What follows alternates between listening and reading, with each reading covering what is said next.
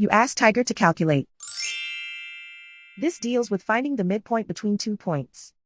The midpoint between the 2 points is -6, 2. Let's solve it step by step. Plot the 2 points and calculate the midpoint using the formula. The coordinates of point 1 are x1 equals 67, y1 equals 66. The coordinates of point 2 are x2 equals -79, y2 equals -62. PM represents the midpoint of the 2 points.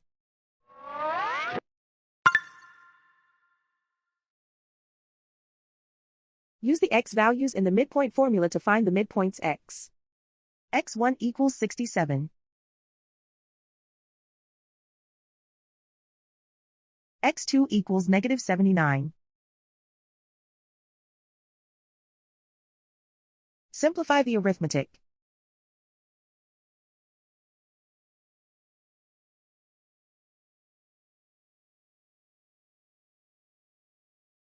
Use the y values in the midpoint formula to find the midpoints y.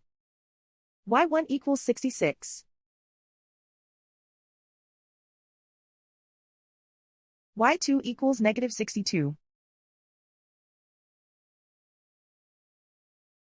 Simplify the arithmetic.